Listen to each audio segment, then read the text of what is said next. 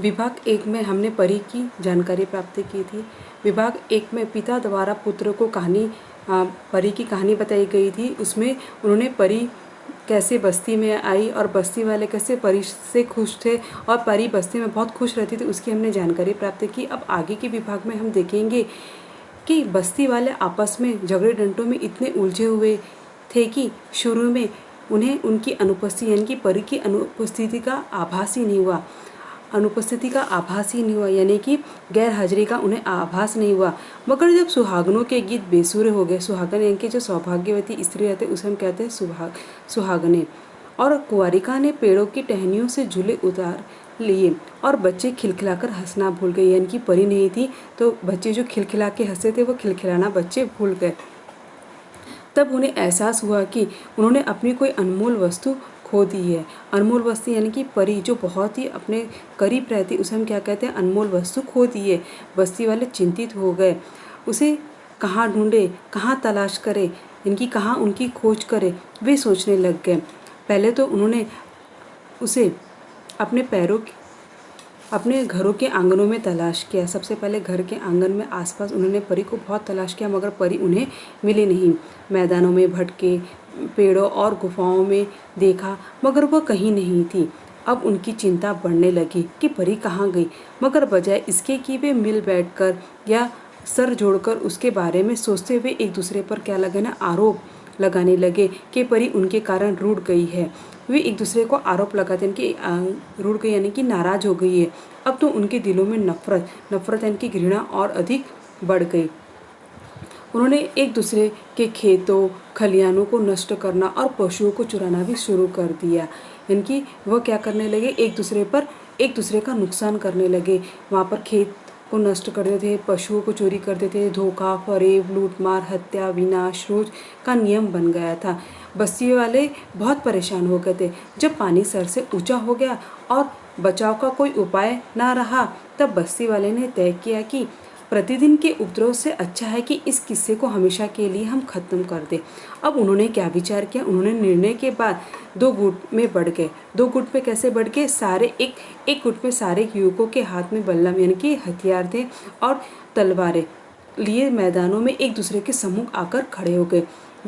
उन्हें ऐसा लगा कि परी उनकी वजह से गई है, तो रोज के जो झगड़े होते हैं वो झगड़े करने से अच्छा हम क्या करते हैं, इस युद्ध को आज ही समाप्त कर देते हैं। और युद्ध को समाप्त करने का उन्होंने विचार किया कि युद्ध के माध्यम से ही ये समस्या हल हो जाएगी, न कि उन्होंने समझौते का उन्होंने विचार ही नहीं किया, सीधा वे युद्ध पर ही आ गए। उनकी आंखों में क्रोध और नफरत की चिंगारियां निकल रही थी और उनकी मुट्ठियां बल्लम और तलवारों की मुठों पर मजबूती से कसी हुई थी। यानी कि जब व्यक्ति बहुत अधिक क्रोधित हो जाता है तो क्रोधित होने के बाद उनका क्रोध इतना अत्यधिक बढ़ जाता है कि उनके हाथ पर रखे हुए तलवार और बल्लम उन्हें वह क्या करते हैं, मुट्ठी से कसकर पकड़ लेते हैं और उनके मन में एक ही विचार आता है कि वो सामने वाले को अपना दुश्मन समझते हैं, उन्हें मैं किस तरह से मारूं और उसको आज ही के आज मैं वहाँ पर क्या करूँ, समाप्त कर दूँ। वे एक दूसरे पर झपटने पड़ने को क्या हो गए, तैयार खड़े होते। तभी एक अनहोनी हो गई और अनहन के अद्भुत या असंभव हो गया। उन्होंने देखा कि फिजा में इनकी वातावरण में सुर बुलंद यानी कि ऊंची यानी कि आवाज आई, जैसे किसी परिंदे का कोमल पर हवा से काँप रहा है। यानी जैसे किसी परिंदे का कोमल पर हवा में काँप रहा हो। कोई गा रहा था यानी कि गाने की आवाज़ तो खाली परी की थी ना। उन्होंने आवाज़ की और देखा। पहले तो उन्हें कुछ दिखाई नहीं दिया, मगर जब उन्होंने ध्यान से देखा तो उन्हें नन्ही परी एक पेड़ की डाल पर बैठी हुई दिखाई। उसके बाल बिखरे हुए थे और उसके जो गाल थे वो गाल भी आंसुओं से भींगे हुए थे, पर नीचे हुए और कपड़े फटे हुए थे। इनकी परी की हालत इतनी खराब थी। परी बहुत दिनों से बस्ती पर थी नहीं। परी बस्ती वाले से क्या हो गई थी, रूठ गई थी, नाराज हो गई थी, क्योंकि उनमें छल कपट आ गया था, जिसकी वजह से परी क्या हो गई थी, वहाँ से चले। पर नीचे हुए और कपड़े फटे हुए थे, जैसे वह घनी कांटेदार झाड़ियों के बीच से गुजरकर आ रही हो। उसके पांव नंगे और तलवे जख्मी यानी कि घायल थे। वह पेड़ से उतरकर मैदान के बीच में आकर खड़ी हो गई। उसने दोनों हाथ फिजा में यानी कि वातावरण में बुलंद यानी कि वातावरण में दोनों हाथ को ऊंचा करके रख दिया, जैसे उन्हें एक दूसरे पर हमला करने से वह रोकना चाहती है। परी नहीं चाहती थी कि उस बस्ती में झगड़े हुए। तलवारों की मुठों और बलकमों पर कसी हुई मुठ्ठियाँ तनिक ढीली पड़ गई, यानी कि लोगों का क्रोध क्या हो गया, थोड़ा सा ढीला पड़ गया। वह गा रही थी, उनकी आवाज़ में ऐसा दर्द था कि उनके सीनों से दिल तड़प उठे। यानी कि वो जब वो गा रही थी तो उसका परी का जो गीत था, ऐसा गीत था कि बस्ती वालों के दिल क्या हो गए थे, इनकी ढीले पड़ गए थे। वो बार बार बस्ती वालों को क्या बोलना चाहते थे कि आवाज़ धीरे धीरे बुलंद होती गई, इतनी बुलंद जैसे सितारों को छूने लगी। उसकी आवाज़ चारों दिशा में फैलने लगी, फैलती गई, इतनी फैली कि चारों दिशाएं उनकी आवाज़ की प्रतिध्वनि से गूंजने लगी। लोग अचरज से उनकी आंखें फाड़कर देखने लगे। उधर गीत समाप्त हुआ और वह अपनी मैली आस्तीनों से आंसू यानी कि उसके आँख से आंसू लेकर रहे थे और अपने मैली यानी कि जो कपड़े थे अपने आस्तीन से क्या कर रही थी, वह आंसू पोंछते हुए एक दूसरे के गले लग गई। जब आंसुओं का गुब्बार कम हुआ तो उन्होंने अपनी प्यार परी को तलाश करना चाहा, मगर वह उनकी नज़रों से ओझल हो गई, यानी कि गायब हो चुकी थी। बस्ती वाले ने उसे बहुत ढूंढा, वादी वादी, जंगल जंगल, आवाज़ें दी, मिन्नतें की, मगर वह दोबारा जाहिर नहीं हुई। तब बस्ती वालों ने उसकी याद में एक मूर्ति बनाई और उस बस्ती के बीचों बीच मैदान में स्थापित कर दिया। कहते हैं आज भी बस्ती के लोगों में जब कोई विवाद या झगड़े होते हैं तब सब मैदान में उस मूर्ति के गिर्द इकट्ठे हो जाते हैं और इस गीत को दोहराते हैं। क्यों दोहराते हैं कि उन्हें परी की बार बार आवाज़ उनकी बार बार परी की वह आवाज़ सुनाई देती है। वो याद आता है कि परी किस तरह से दुखी थी। उन्हें बस्ती के बीचों में मैदान में स्थापित किया। कहते हैं कि आज भी बस्ती के लोगों में जब कोई विवाद होता है सब मैदान में उस मूर्ति के गिर्द इकट्ठे हो जाते हैं और इस गीत को दोहराने लगते हैं। इस तरह बस्ती वाले आज भी उस गीत के कारण शांति और चैन की ज़िंदगी बिता रहे हैं। जैसे उनके दिन फिरे, खुद हम सबके दिन भी फिरे। मैंने कहानी ख़त्म करके अपने बेटे की तरफ देखा और उसका बेटा चेहरा बिल्कुल सपाट था। मैंने जमाई लेते हुए कहा, चलो अब सो जाओ, कहानी ख़त्म हो गई है। उसने कहा, पापा आपने कहा था ना कहानी सुनाते समय कोई प्रश्न मत पूछना। हाँ मैंने कहा था, तुमने कोई प्रश्न भी नहीं पूछा, तुम बड़े अच्छे हो, अब सो जाओ। मगर पापा कहानी तो ख़त्म हो गई है ना, मैं अब तो प्रश्न पूछ सकता हूँ ना। मैं थोड़ी देर चुप रहा, फिर बोला, चलो पूछो, क्या पूछना चाहते हो। पापा वह कौन सा गीत था जिसे सुनकर गांव वाले दोबारा गले मिलने पर मजबूर हो गए। मैं चौंक कर उसकी ओर देखा, थोड़ी देर चुप रहा, फिर बोला, मुझे वह गीत याद नहीं है बेटा। नहीं पापा, उसने मचलते हुए कहा, मुझे वह गीत सुनाइए वरना मैं समझूंगा कि आपकी कहानी एकदम झूठी थी। मैं थोड़ी देर चुप रहा, फिर दबे स्वर से बोला, हाँ बेटा यह कहानी झूठी है। कहानी अक्सर क्या रहती है, काल्पनिक रहती है। वह मुझे उसी तरह अपलक देख रहा था। मैंने उसकी आंखों में झांकते हुए कहा, मगर तुम इस झूठी कहानी को सच्ची बना सकते, वह कैसे। उसने हैरानी से पूछा, बड़े होकर तुम वैसा गीत लिख सकते हो जैसा उस परी ने गाया था। बेटे की आंखों में चमक पैदा हो गई। सच पापा, एकदम सच। उसने मेरे गले में बाहें डाल दी। यू आर सो स्वीट पापा। उसने आंखें बंद कर ली। वह जल्द ही सो गया, मगर मैं रात में बहुत देर तक जागता रहा। बार बार मेरे मन में एक ही विचार कुलबुला रहा था कि क्या मेरा बेटा वैसा गीत लिख सकेगा। यहाँ पर उसने बेटे की चमक को देखा तो उसे बहुत ताज्जुब हुआ और उसके दिमाग में एक ही है कि आत्मविश्वास मानव का चरित्र मौलिक गुण है तथा जीवन पद का प्रबल संबल है। आत्मविश्वास किसी भी व्यक्ति को उसके परिवार से संस्कार में मिलता है। इसे अपनी शिक्षा और अभ्यास के माध्यम से विकसित किया जा सकता है। जो आत्मविश्वास के सहारे अपने जीवन पथ पर चलते हैं उन्हें मार्ग में आने वाली कठिनाइयाँ और उनका रास्ता नहीं रोक पाता।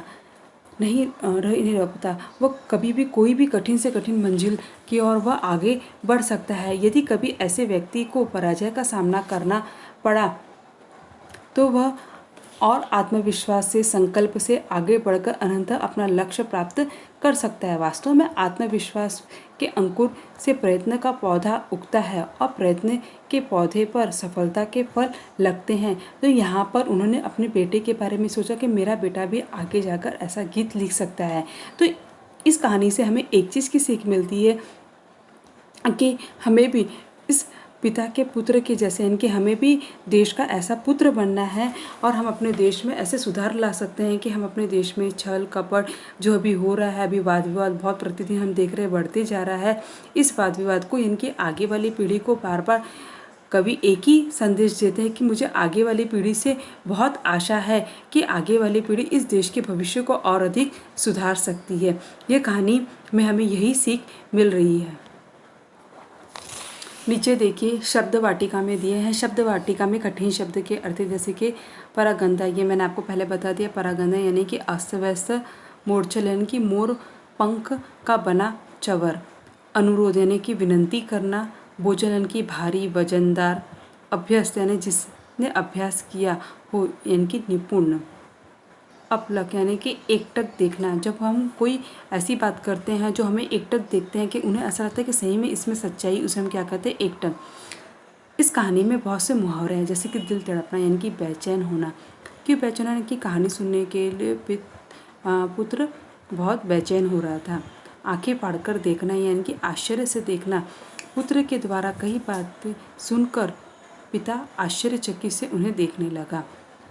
नज़रों से ओझल होने यानी कि गायब होना। गायब कैसी हो गई थी, यहाँ पर परी गायब हो गई थी।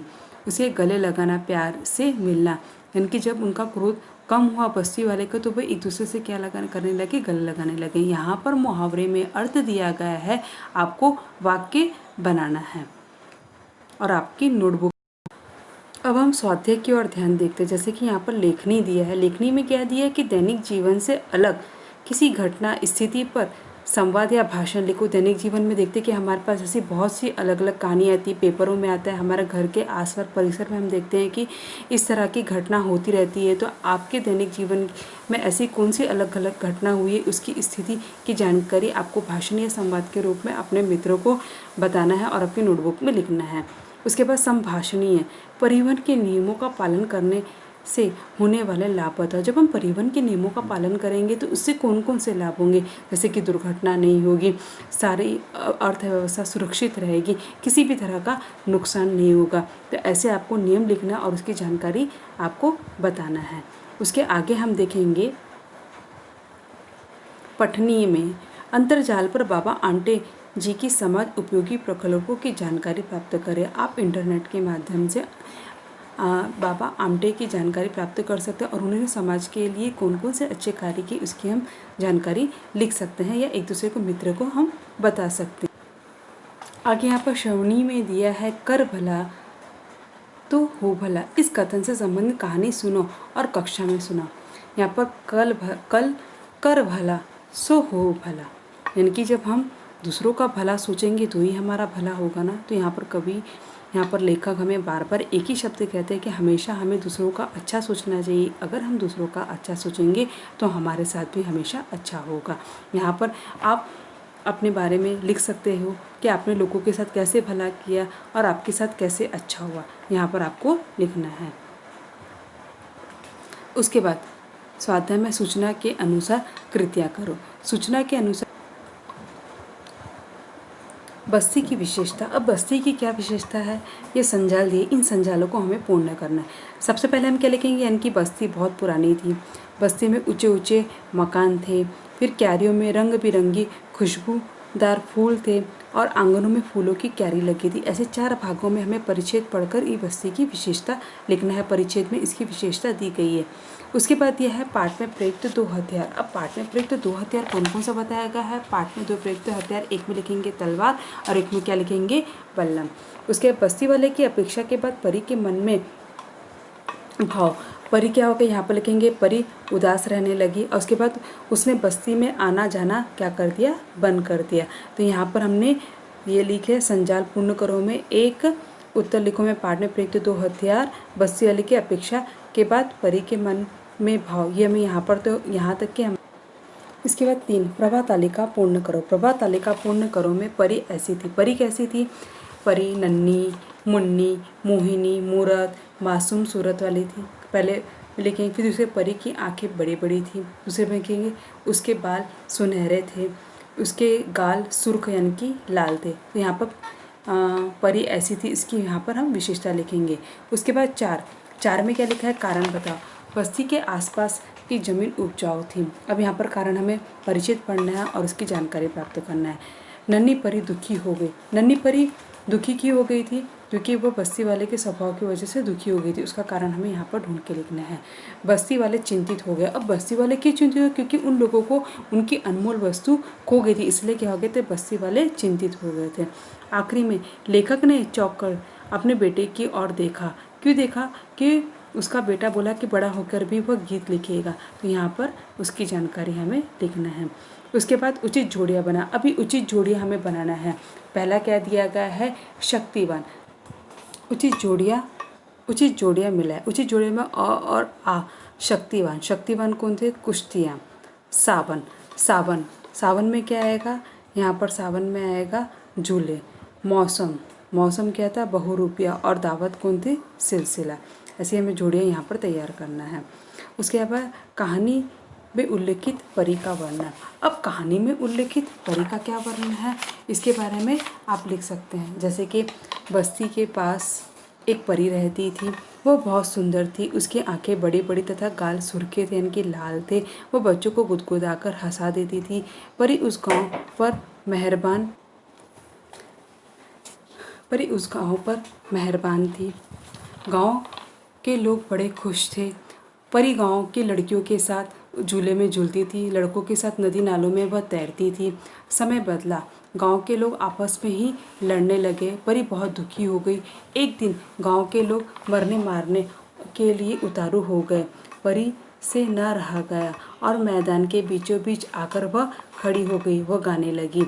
उसका गाना सुनकर गांव वालों में वैमनस्य दूर हो गया, यानी कि जो झगड़े थे वो क्या हो गए, दूर हो गया। वे सभी गले मिल गए और परी चले गई। गांव वाले ने मैदान पर परी का पुतला स्थापित कर दिया। यह है हमारी कहानी का वर्णन। सदैव ध्यान में रखो, लोक कथा और लोकगीत हमारी साहित्य पूंजी है। यह हमें हमेशा ध्यान में रखना चाहिए। उसके बाद अंतिम में मैंने समझा आपको इस कहानी से क्या सीख मिली, यहाँ पर आपको लिखना है कि हमें हमेशा झगड़े नहीं करना चाहिए। आपको इस कहानी से क्या सीख मिल रही है, परी के माध्यम से कहानी में हमें क्या सीख मिली गई, उसकी जानकारी आपको अपने मन से लिखना है। स्वयं अध्ययन, दया, क्षमा, निस्वार्थ वृत्ति से संबंधित सुवचनों का चार्ट बनाकर कक्षा में लगाओ।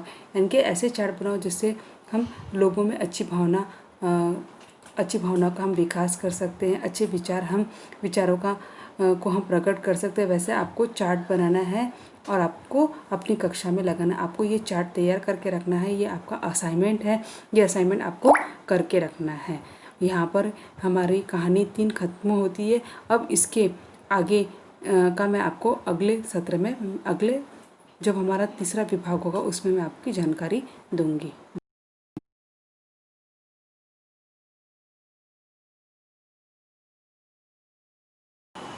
नए शब्द, अनुपस्थिति, गैर हाजिरी, अनहोनी यानी अद्भुत, असंभव, बुलंद यानी ऊंचा, फिजा वातावरण, तनिक यानी थोड़ा, आस्तीन यानी बाह, मूर्छल यानी मोर पंखा बना चवर, जाया पुत्र या पैदा हुआ, मिन्नते प्रार्थना, ओझल यानी गायब, विवाद यानी झंझट, गिर्द यानी पास, अक्सर यानी प्राय, कुल बुलाना यानी कि बेचैनी प्रकट करना।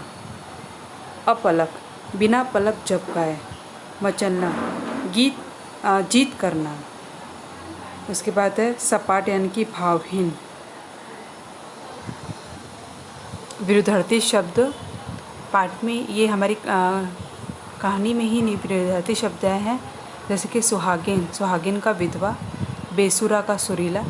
नफ़रत मोहब्बत। मजबूर कमज़ोर। शांति अशांति। काल्पनिक वास्तविक। कृदंत शब्द, कृदंत शब्द यानी कि कसना, कसना का क्या हो जाएगा? कसौटी। बैठना यानी बैठक। तदिश शब्द मुख, मुखौटा। बहुत, बहुतायत। पर्यायवाची शब्द तलवार, आसी, खड़क, कृपाण। परिंदा, चिड़िया, पक्षी, द्रवित। पशु, डोर, जानवर। चतुष्पद। उपसर्ग, उपसर्ग हमेशा आगे लगता है, जैसे कि विवाद।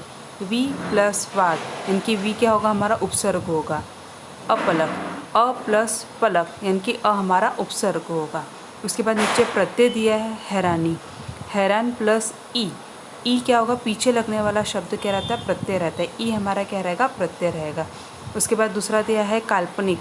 काल्पनिक में कल्पना प्लस इक, तो इक जो हमारा रहेगा, इनके पीछे वाला शब्द छोटी ई की मात्रा और क, तो ये क्या हो जाएगा? हमारा इक। ये हमारे उपसर्ग और प्रत्यय हुआ है। इसको आपकी नोटबुक में लिखना है और आपको 2-2 उदाहरण और बनाना है।